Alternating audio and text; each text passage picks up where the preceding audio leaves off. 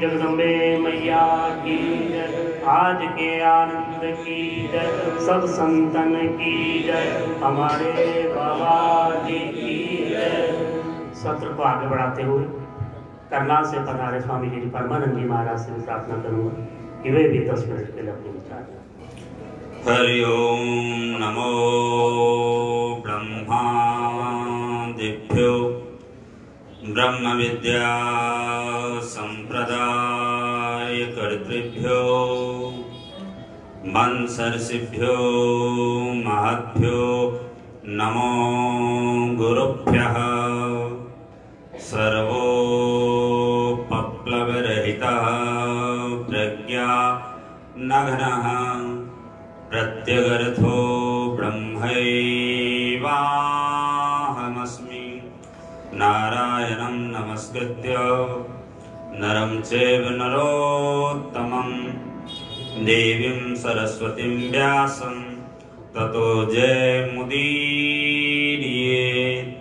सानन्दमानन्दवने वसन्तम्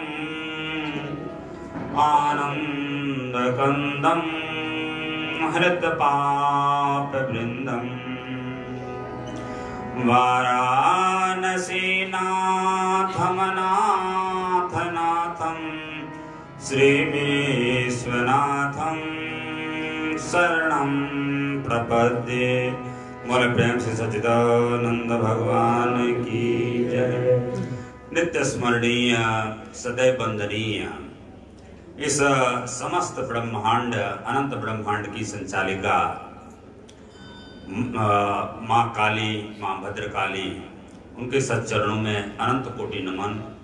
परम श्रद्धेय अर्चनीय वंदनीय प्रातः स्मरणीय श्रोत्रिय ब्रह्मनिष्ठ सकल शास्त्र पारावार नित्य नीलालीन और हम सबके प्रेमास्पद श्री 1008 महाराज श्री बालयोगी जी महाराज, उनके सच्चरणों में अनंत कोटि नमन। व्यास गद्दी पर विराजमान हमारे परम श्रद्धेय अर्चनीय वंदनीय श्री 1008 महामंडलेश्वर जी महाराज, उनके सच्चरणों में अनंत कोटि नमन। मंचासीन समस्त संत वृंद, उनके सच्चरणों में अनंत कोटि नमन।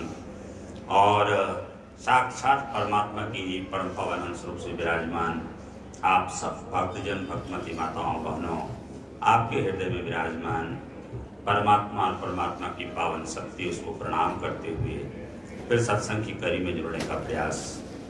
माता जी की उपासना, विभिन्न रूपों की उपासना हम कर रहे हैं।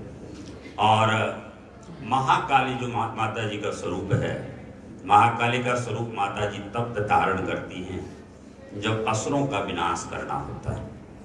भगवान भी गीता जी में कहते हैं, यदा यदा हि धर्मस्य ग्लानिर्भवति भारत अभ्युत्थानम् अधर्मस्य तदात्मानं सृजाम्यहम् परित्राणाय साधूनां विनाशाय च दुष्कृतां धर्म संस्थापनार्थाय संभवामि युगे युगे।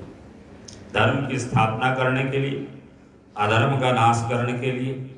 और वो माता जी असुरों का शुंभ निशुंभ जैसा असुर हो, या रक्तबीज जैसा असुर हो, जैसा मधुकैटभ जैसा असुर हो, महिषासुर जैसा असुर हो, और माता जी के माध्यम से सबका हनन हुआ और सबको माता जी ने परम गति दी।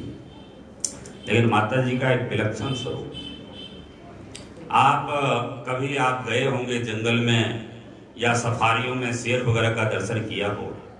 ये शेर बाघ अत्यंत क्रूर होता है, माता जी का ये स्वरूप अत्यंत क्रूर है। लेकिन इतना क्रूर होने के बाद में जानवरों का शिकार करता है। जब उसको भूख लग जाती है तो जानवरों का शिकार वो शेर और बाघ करते हैं। लेकिन कभी शेर बाघ को आपने ये नहीं देखा होगा कि उसने अपने बच्चे का शिकार किया। कभी आपने नहीं देखा होगा कि बाघ अपने बच्चे को खा लेता है, शेर अपने बच्चे को खा लेता है, कला सिखाता है, तुम भी शिकार करो, तुम भी शिकार करो। तो माता जी महाकाली होने के बाद में भी वात्सल्य की प्रतीक है। शास्त्र में इसका कहना है, वात्सल्य का प्रतीक, भक्ति की भावना से माता जी की अगर आराधना आप करोगे तो वो ज्ञान आपके हृदय में विकसित होगा, जिस ज्ञान को प्राप्त करने के बाद में फिर संसार में किसी प्रकार का कोई पुनर्जन्म नहीं होता। ये घटना बड़ा सुंदर आती है कि दक्षिण भारत में आप लोग यात्रा करते हुए गए होंगे कहीं कांचीपुरम क्षेत्र में, और एक जमाने में जंगल ही जंगल वो क्षेत्र था, कांचीपुरम का क्षेत्र। भगवान शंकराचार्य जी उस मार्ग से जा रहे थे। जब मार्ग से जा रहे थे तो लोगों ने कहा कि देखो, मना किया कि अभी शाम हो गई। अब भगवान शंकराचार्य जी कहते हैं कि अत्यंत जरूरी है, हमें इस मार्ग से जाना ही पड़ेगा।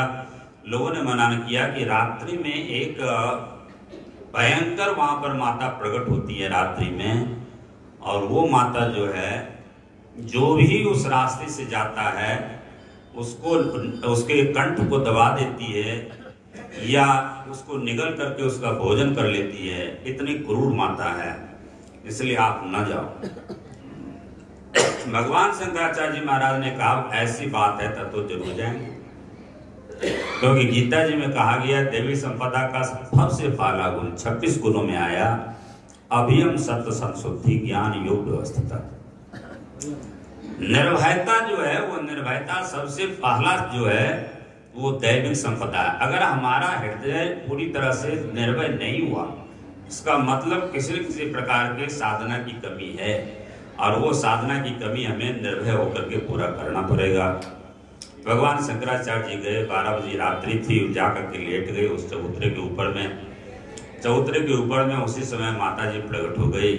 तो माता जी की स्तुति करते हुए और भगवान शंकराचार्य जी कहते हैं, माता जी का तो स्वरूप होता है कुपुत्र जाए तब क्वचित अपि कुमाता न भवति।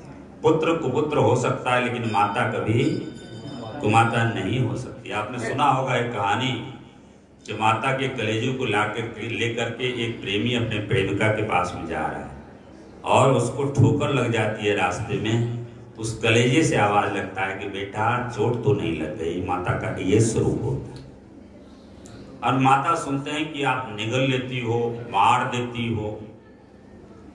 तो माता ने कहा कि देखो, हम किसी को निगलते नहीं हैं, किसी को मारते नहीं हैं, रात्रि में प्रकट होते हैं। प्राण प्रतिष्ठित रूप से हमारी प्राण प्रतिष्ठा यहाँ नहीं की गई है। बस इस रास्ते से जो गुजरता है वो हमारे तेज को बर्दाश्त नहीं कर पाता, उसका हार्ट अटैक हो जाता है और वहीं उसका प्राण छूट जाता है। हम नहीं कुछ करते और वो जो है हमारे तेज को बर्दाश्त नहीं कर पाता। इसीलिए अगर परमात्मा के पास में पहुंचना है तो परमात्मा के तेज को बर्दाश्त करने की योग्यता भी हमारे हृदय में होनी चाहिए। माता जी के चरणों में अगर पूरी तरह से हमेशा हमेशा के लिए स्थान बनाना हो तो उनके तेज को बर्दाश्त करने की क्षमता हम में होनी चाहिए। माता जी ने कहा, शंकराचार्य जी आप आए हो साक्षात भगवान शंकर की ही अवतार। हम दोनों ही लीलाशाचार्य हैं। हमें ऐसा करो कि आप प्राण प्रतिष्ठित करो।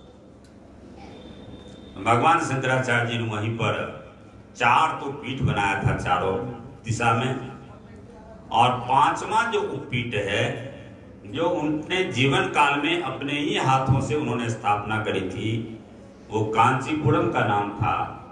वहां पर कामाक्षी देवी की स्थापना करी भगवान शंकराचार्य जी ने। और जो भी कामना आप लेकर के आज भी जाओगे तो वो माता जी उस कामना को पूरा करती हैं। जो 51-52 शक्तिपीठ की चर्चा आती है, ये 1008 शक्तिपीठ की चर्चा आती है, उसमें माता कामाक्षी का भी नाम आता है, माता मीनाक्षी का नाम आता है, दोनों दक्षिण में। तो भगवान श्री कृष्ण ने जैसा गीता में कहा कि जन्म कर्म च मे दिव्यम यो मे वेति तत्वतः त्यक्त्वा देहम पुनर्जन्म नैति मामेति अर्जुन। जिस तरह से हमारा संसार में हम दिव्य स्वरूप है, भगवान शंकराचार्य जी का दिव्य स्वरूप था, इसलिए माता जी के तेज को बर्दाश्त कर गए भगवान शंकराचार्य जी महाराज। माता जी का तो स्वभावतः दिव्य स्वरूप है। और भगवान श्री कृष्ण 4थे अध्याय में समझाते हुए अर्जुन को कहते हैं, जिस तरह से हमारा संसार में दिव्य स्वरूप से जन्म होता है और दिव्य स्वरूप से संसार में हम सब प्रकार के कर्मों को करते हैं, जन्म कर्म च मे दिव्यम यो मे वेति तत्वतः। तो साधना करते करते ये जो त्रिदशीय सम्मेलन होता है, शक्ति सम्मेलन, इसमें सब अपनी अपनी साधना का अनुभव यहाँ पर प्रकट करते हैं। उसका निचोड़ निकलता है, पत्रिका के माध्यम से पूरे जगत में जाता है और भी संचार के माध्यम से पूरे जगत में जाता है। और जितने भी लोग हैं उन लोगों का उत्थान इनके माध्यम से होता है, के माध्यम से। तो कहने का अभिप्राय कि हमें अपनी साधना करते हुए ऐसी स्थिति जीवन में प्राप्त करनी चाहिए जैसा भगवान श्री कृष्ण का जीवन है, जैसा माता भद्रकाली का जीवन है, ऐश्वर्य वाला जीवन नहीं। तत्वतः भगवान ने कहा है हम ईश्वर नहीं हो सकते किसी भी प्रकार से। अब गीता जी में वर्णन आया 16वें अध्याय में, ईश्वर हो अहम बलवान सुखी। तो भगवान शंकराचार्य जी ने ये नहीं कहा कि मैं ईश्वर, ब्रह्म सत्यम जगत मिथ्या जीवो ब्रह्म ही ना ब्रह्म। जीव ब्रह्म का एकत्व हो सकता है लेकिन जीव और ईश्वर का एकत्व नहीं हो सकता। तो परमात्मा की तरह हमें दिव्यता आ जाए, हमारा जो जन्म लेना सफल हो जाए, और जिस तरह से भगवान श्री कृष्ण निर्लेप होते हुए सब प्रकार के कर्मों को किया, महाभारत की लड़ाई उन्हीं के नेतृत्व में सब कुछ चलता रहा। लेकिन भगवान कहते हैं न में कर्मानि लिम्पन्ति न में कर्म फलेषु। सारा काम भगवान करते हैं, कहते हैं कि न में कर्मानि लिम्पन्ति न में कर्म फलेषु। मेरा न तो कर्म में किसी प्रकार से मैं लिपायमान होता हूँ और न कर्म फल में किसी प्रकार से स्पृहा है। और यही हमारे को दिव्यता की तरफ ले जाएगा। न हम कर्म में किसी प्रकार से किसी तरह का राग न रखें, योगी बनकर के कर्म करें। योगस्थः कुरु कर्माणि संयम त्यक्त्वा धनंजय सिद्ध सिद्धियो समो भूत्वा समत्वम योग उच्यते। ये स्थिति प्राप्त करनी पड़ेगी जिसका आदेश प्रातस्मरणीय महाराज श्री में दिया करते थे। समय की मर्यादा है, सब 10 मिनट पूरा हो चुका है। तो अपनी सब पुष्पांजलि प्रातस्मरणीय महाराज श्री उनके सच्चरणों में अर्पित। अंतिम सत्र है, उपसंहारात्मक प्रवचन है, इसलिए साल भर के लिए आप सबको मंगल कामना। आप सब हमेशा सुखी रहें। सर्वे भवन्तु सुखिनः, सर्वे सन्तु निरामयाः, सर्वे भद्राणि पश्यन्तु मा कश्चित् दुःखभाग् भवेत्। ओम शांति शांति शांति।